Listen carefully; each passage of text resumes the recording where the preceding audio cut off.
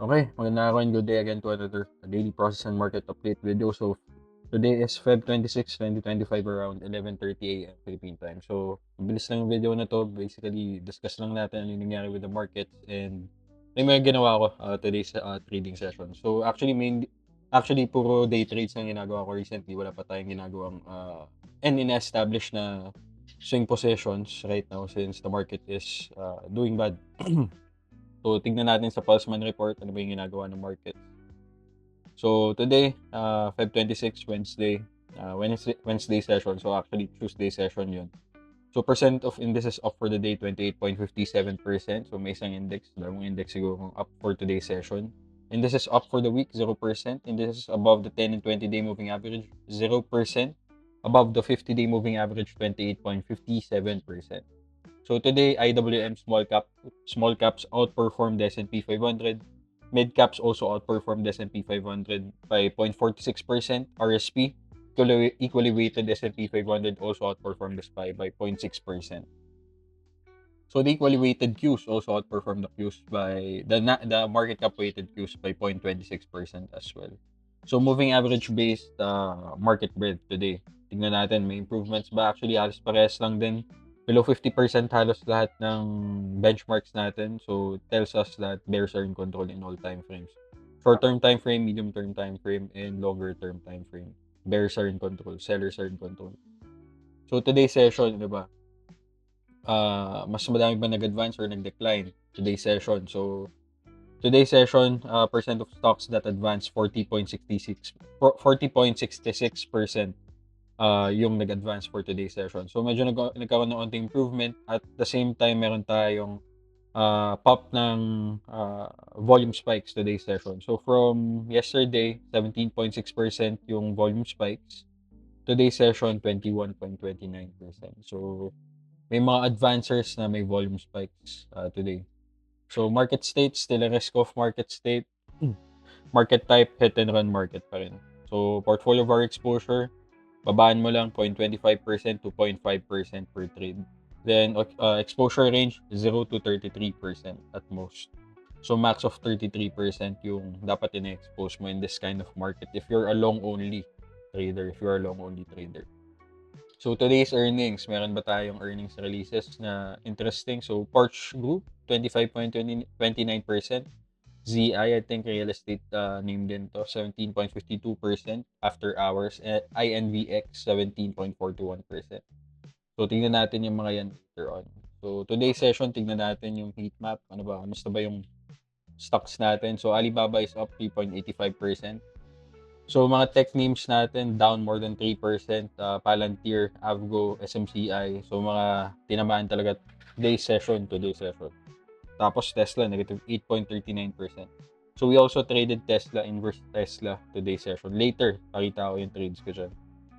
Nvidia is down, negative 2.8%. Today, Nvidia will release their earnings after the bell. So, Marvell, another semicon name, negative 5.01%. So, halos lahat, bagsak. Even crypto proxy names are down since, ayun nga, BTC is also breaking below the 95K level. So, ayun, it's more of a mixed bag today. Medyo may mga gainers naman tayo from healthcare services, mga consumer non-durables also doing good. Mainly mga consumer names, okay. Healthcare names, okay din. Utilities, okay din. As like we've discussed yesterday, yun yung mga sectors in focus natin for long-only trader. So, yun yung mga sectors na medyo hindi tinatamaan ng sell-off. So, nandito yung mga names na nakikita natin ng potential, yung mga negative beta liquid leader. So, ito yung screener natin na ginagamit. So, you can screenshot this screenshot this para makopya nyo yung screener. So, basically, ito yung mga names na walang pakialam sa market. So, tulad ni Philip Morris, SO, ano pa ba? Tingnan natin yung 6-point candle. So, Philip Morris, lockout rally. SO din, lockout rally. CME, nagko-coil. AEP, utilities name after earnings. After the post-earnings coil, the post-earnings base, nag-breakout, nag-rally, breaking above the $100 level. So, tignan nyo na yung mga names na to. If you want to still swing trade this market, hanap ka ng mga ganitong klaseng stocks, yung mga walang pakialam mo sa general market environment, sa bearish environment. So, that's our stocks. Mainly, yun nga, risk off talaga. So, ETF heat map pa yun. S&P 500, negative 0.5% today. Qs, negative 1.26%. IWM, actually flat for today. IBIT, 6.33%. Even gold got affected by the sell-off, negative 1.32%. So, money is flowing toward bonds. TLT is up by 1.72%. So, yung long-term position natin in bonds are doing good. TLT is up by 1.72%. So, flight to safety, yung nakikita natin right now. Capital flight to safety. So, bonds. Money is flowing to bonds right now. So, let's look at the price action ng mga index natin. Starting with the SPY. Right now, the SPY is breaking below the VPOC area, the 3-month VPOC area from the start of the presidential election results. So, this tells us that bears are in control. Today, it pierced below the 100-day moving average pero nag-recover end of day. Tingnan natin yung daily range, 1-minute time frame. So, initially, pre-market, medyo nag-chop around regular trading hours, nagkaroon ng sell-off, nahanap niya yung bottom niya at 590, nag-counter rally, nag-rebase, and then right now, consolidating near this trading range as well.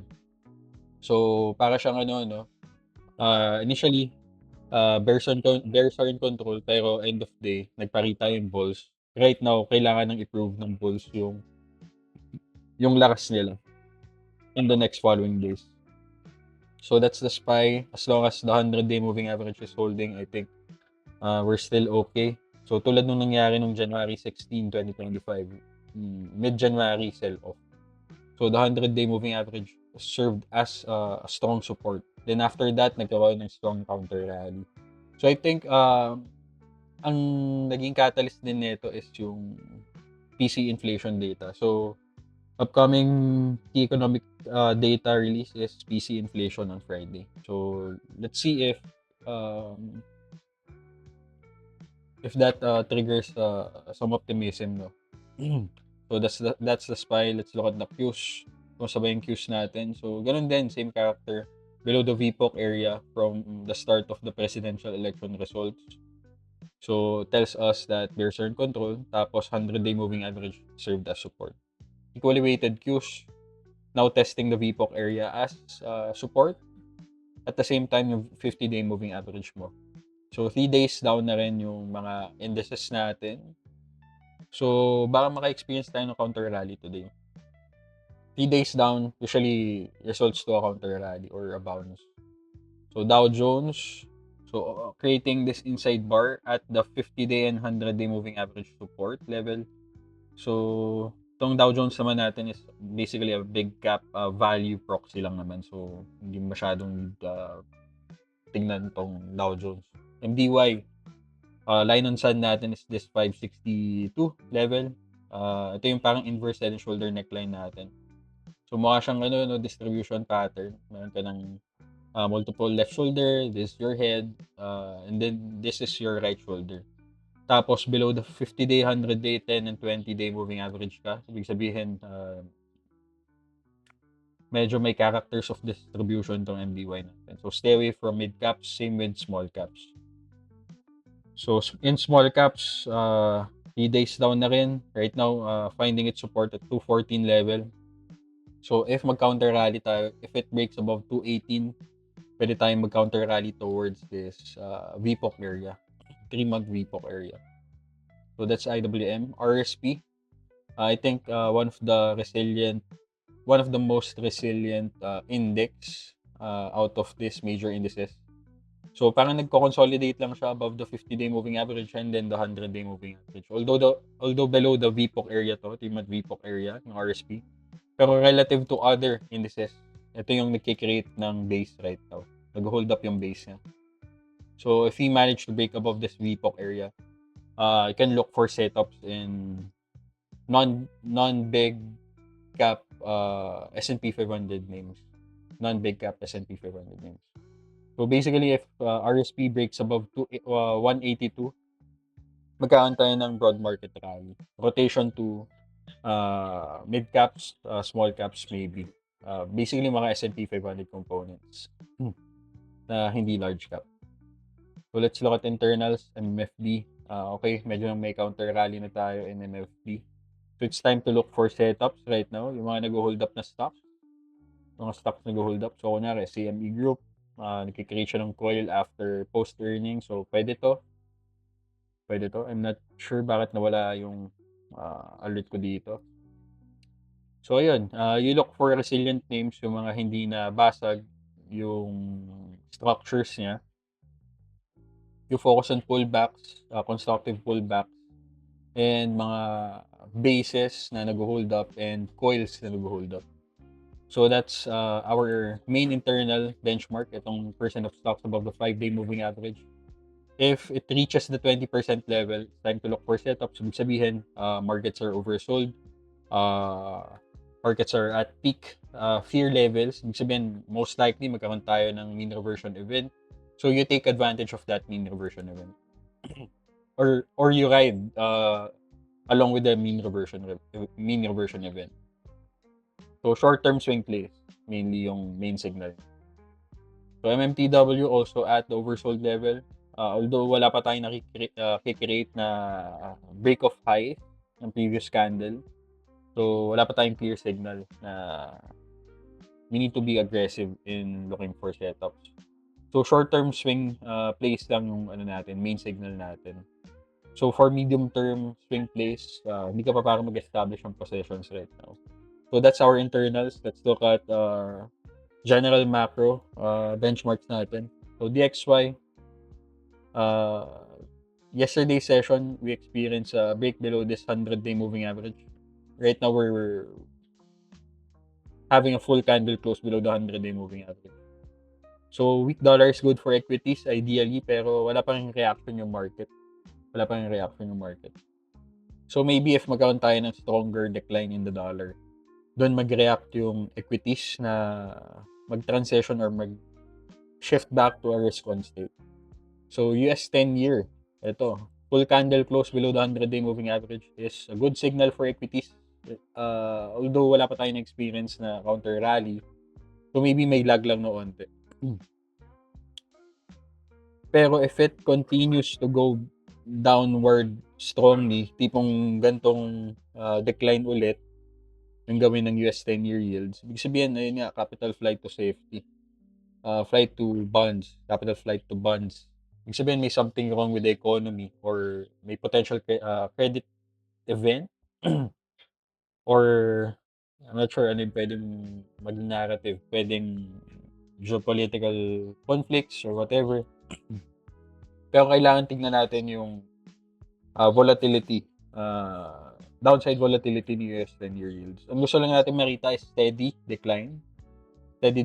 Wag lang yung sharp big decline for the US 10-year. So right now, US 10-year yields mainly signals us na dapat good siya for equities pero wala pa rin yung reaction. So that's our macro benchmarks. Let's look at commodities. Copper, counter rallying, now re-breaking this structure resistance. So Dr. Copper is telling us na aggregate demand in global economies are doing good. Maybe dahil dun sa China stimulus and other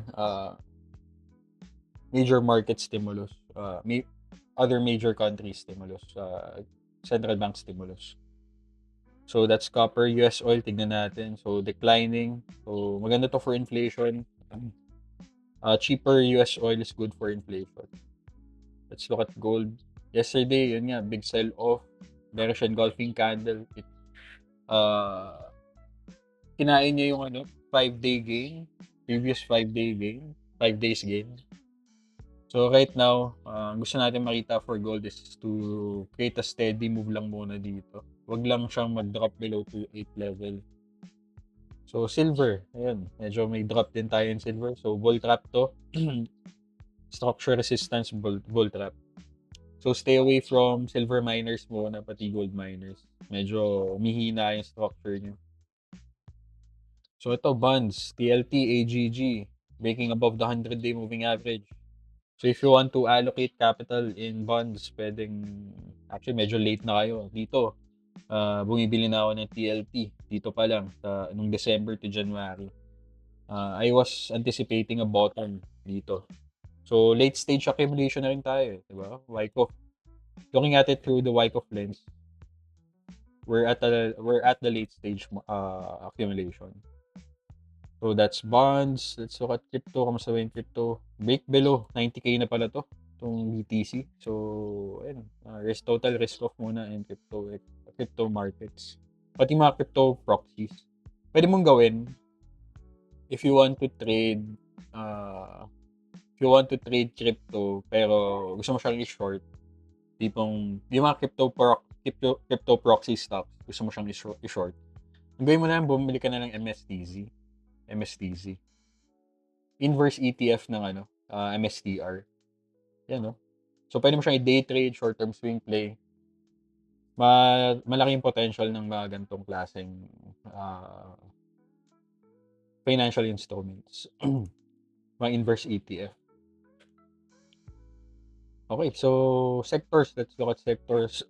Tingnan lang natin mabilis yung sectors. Kamusta ba yung ating... wait lang nawala yung aking... Excuse, medyo nisipan ako. Ayan, let's look at sectors. Ano ba yung mga top performing sectors natin? So XLP, doing good. Real estate, healthcare, materials also doing good. This trading session, industrials is doing good as well. So halos 5 sectors out of 11 are up for today's session. So may improvements na overall, di ba? May onting improvements na in terms of market value. So ito yung mga sectors na pwede pang hanapan ng setups, mainly mga communication names, up to consumer staples names. So stay away from XLY, consumer discretionary sector natin. So in market groups, K-Web is doing good. Nag-counter rally to today. So 0.33% up. China equities, broad China equities names also doing good. Real estate names doing good dahil ayun nga, there's a drop in the US 10-year yields. So a weak US 10-year is good for real estate sector, home builders as well. Pati mga insurance, pati ano pa ba, mga small caps, ideally dapat okay siya for small caps. Kaya rin nag-hold up yung IWM natin today's session. Healthcare, providers and services, up by 1.8%. Industrial water names, up ng 1.28%. Maybe dahil dun sa data center narrative. Home builders, yan, up ng 3.22%. So, pwede nating hanapan ng setups yung home builders. So, take note of that. Real estate names, take note of that as well as a market group na pwede mo hanapan ng setup. So, maybe yung tailwind niya is the drop dun sa US 10-year yields. Okay, so that's our market groups. So, now let's discuss ano yung ginawa ko for today's session. So, I bought Tesla Q or inverse ETF ng Tesla. I gained $600 in this trade. I risk around $100, $80 in this trade, Tesla Q. So, more than 6R multiple yung ginain ko with Tesla Q. NVD, inverse NVIDIA. So, leverage ETF siya ng NVIDIA. I risked $100. I only gained $26. So, end of day ko siya nagbenta, market on close. So, hindi nagmaterialize yung bearish bias ko with NVIDIA. SQQQ, bumili ako ng SQQQ as a way to short the market. Dito sa portfolio na to, break-even stop lang. Break-even stop. And dito, I attempted to... ito. Hindi pala siya break-even stop. So, na-stopped out yung SQQQ ko. So, binili ko to no madaling araw, 12:50 a.m. So, ito yung trade ko with SQQQ. Ano ba yan? Yan. So, ang akala ko, magko-continue yung decline end of day. So, kinuha ko 'tong undercut and reclaim ng AVWAP. So, ito yung lows. Akala ko mag-undercut and reclaim siya ng AVWAP. Then, stops ko dito, 30.27. I got stopped out mga bandang 2 AM. So, ayun. S-Triple-Q. Yung Tesla Q, ito yung trade ko with Tesla Q. Yan. So, binili ko siya pre-market session. So, initially kasi may sell-off dito sa Tesla Q. So, inverse ETF siya, ibig sabihin, may bullishness nung pre-market. Pero nag-create siya ng parang accumulation pattern, di ba? Nung pre-market session. So, nag-anticipate ako dito at the break of this AVWAP level. So, if we're gonna look at the AVWAP na itong structure na to, let's clean up the chart. Clean up natin yung chart. Ito yung AVWAP ko. So, anchor ka ng AVWAP dyan. So, a break above the AVWAP dito ko siya kinuha. So, initially, dapat ano lang siya sell all at $37, pero I decided to hold Tesla Q. So, partial sales was made at 40.66 and then naglagay ako ng trail stop at 40.8. So, na-hit nung bandang post-market session. Or na-hit nung na-hit yung market on close order ko at 41.45. 41.45. Tanggalin ko na to Yan. So, yan. Overall, in this portfolio, parang 5-hour multiple gain yung nakuha ko end of day. So, not bad. Dito naman, in this portfolio, $100 risk din. So, end of day, I gained roughly around, saan ba to?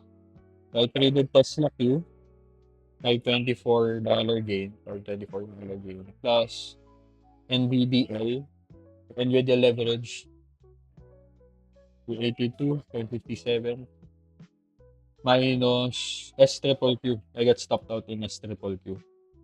215.40. So I gained $690 in this portfolio. So divided by $100, 6.9 or multiple gain yung nakuha ko in this portfolio. So small position sizes lang. Tipong 0.15% VAR, 0.2% VAR lang ginagawa ko muna. Since kinukuha ko pa lang yung momentum in day trading, this papers, ayoko muna mag-size up kasi initial move pa lang ng market yung nakikita ko So, if we're gonna look at the Qs, pwede kasing mag-hold up muna to, mag-consolidate at 516, 520, then pwede magkaroon tayo ng flush. We're not sure. Hindi natin alam, di ba? Pero if market counter rallies, at least meron akong profit buffer for my potential swing position. Wait lang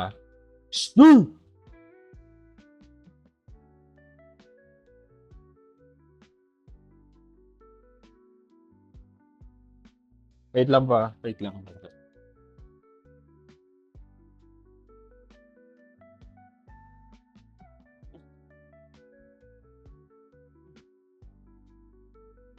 Thank you po. Saging. Sigat.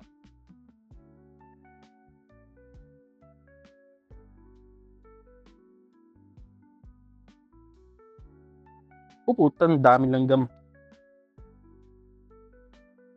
Yun, may nani kasing saging. Anyway, ayan. So, short-term day trades, short-term swing plays, yung objective natin for the next coming days. So, ayan. Yun lang yung mga trades ko for today's session. So, let's wrap it all up. Basically, in summary, markets are still bearish. Wala ka pa rin talagang clear direction na counter rally yung market. Pero yun nga, 3 days down na yung mga index natin. So, be prepared na maghanap ng short-term swing setups. So, possibly, Possible catalyst niyan, Nvidia earnings, GDP data, tsaka core PCE, PC inflation data. So, more volatility to come, mainly on Thursday and Friday. Pwede rin mamaya. So, yun. If you have any questions, chat nyo lang ako. DM nyo lang ako. If you have any concerns on your positions, kayo mahiya mag-chat. Lalong-lalo na pag naipit kayo or whatever. Hopefully, wala naman, di ba? Yun. Bye-bye muna. Ingat kayo. God bless.